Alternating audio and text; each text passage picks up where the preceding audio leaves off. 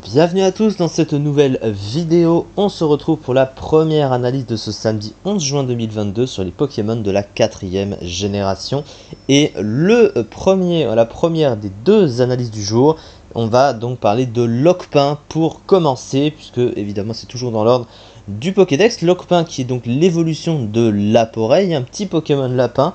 J'aime beaucoup cette famille en design, parce que le lapin c'est son animal préféré, donc le Pokémon avec, je le trouve également très mignon et très beau, mais malheureusement Lockpin est considéré aussi comme un des plus mauvais Pokémon du jeu en stratégie et de très très loin.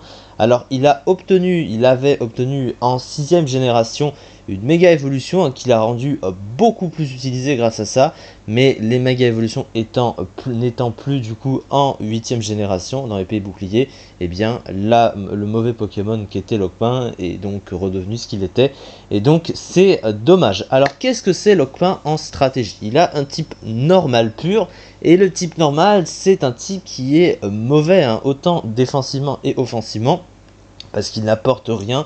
Dans un cas comme dans l'autre, défensivement, il a une faiblesse au type combat qui est extrêmement gênante, c'est même un des 3 types super efficaces sur le type acier. Il a une immunité espèce qui reste relativement correcte, mais pas de résistance autour, ce qui est vraiment pas ouf. Et offensivement, le type normal n'est super efficace sur aucun type. Il apporte juste un stab neutre, mais sans vraiment plus d'utilité. Et pour un Pokémon offensif, c'est vraiment pas ouf. Il aurait à la rigueur préféré un double stab plus efficace donc pour son côté offensif. Les 3 talents ensuite du Pokémon. Le premier c'est Joli Sourire. Joli Sourire, qu'est-ce que ça fait? Eh bien il a 30% de chance de rendre amoureux un Pokémon d'un genre opposé évidemment s'il reçoit une attaque de contact, mais c'est vraiment beaucoup trop situationnel et c'est un statut qui n'a pas vraiment d'utilité parce qu'il suffit de switcher du terrain pour pouvoir le retirer derrière, si tant est que ça fonctionne, surtout qu'il faut que le Pokémon ait un genre opposé, sinon ça ne fonctionne pas. Le deuxième talent c'est Maladresse. Maladresse qui fait que les objets tenus par le Pokémon perdent complètement leur effet. C'est pas vraiment ouf parce que quand tu fais tenir un objet à ton Pokémon, c'est pour avoir une utilité sur son set, sinon tu le fais pas. Donc là ça n'a pas vraiment, d'utilité du tout, on est d'accord. Le dernier talent par contre, c'est Échauffement. Alors Échauffement qui l'immunise à la paralysie. Et étant donné que la paralysie, c'est un statut qui peut être assez gênant et surtout ça baisse la vitesse, ça la divise par 2. Et que sa meilleure stat c'est la vitesse, et du coup c'est un talent parfaitement adapté. À ce niveau là, il est plutôt content parce que si tu te fais paralyser et vu qu'il est offensif, si tu veux taper mais que tu te fais axe par exemple plusieurs tours de suite par malchance, et bien t'es bien content du coup de ne pas pouvoir te faire paralyser. Au niveau des statistiques, et c'est là qu'on comprend pourquoi le Pokémon est mauvais, parce que les stats sont juste mauvaises, tout simplement.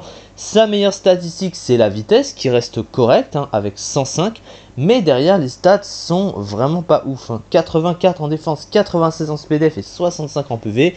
C'est un bull qui est moyentissime, il n'est pas exceptionnel évidemment. Il a une attaque spéciale nulle de 54 et une attaque de seulement 76, ce qui fait que ses dégâts sont vraiment pas ouf. Et pour un Pokémon offensif, c'est vraiment très nul. Donc du coup, son potentiel offensif est presque inexistant. Pourtant, son move pool offensif, déjà, il est très bon. Il possède des attaques de coverage et des attaques offensives vraiment adaptées. Il a Bluff, déjà, une priorité stabée. Il avait accès à Retour, encore. Maintenant, il ne l'a plus, mais avant, il avait accès à Retour. Maintenant, il a les attaques de type normal à peu près classiques, globalement. Il a accès à Drain Punch, Close Combat. Il a les points élémentaires également. Il a même accès à demi-tour, ce qu'on peut voir. Donc il a des moves offensifs qui sont plutôt adaptés. Par contre, sur le soutien, c'est vrai qu'il a presque rien. Il a même pas de boost adapté. Il possède pas Dansla, il possède pas Gonflette, il a rien pour booster ses dégâts. Et vu la puissance qu'il a de base, c'est vraiment pas ouf, clairement. Mais pourtant, son pool offensif est quand même bon, faut pas le nier.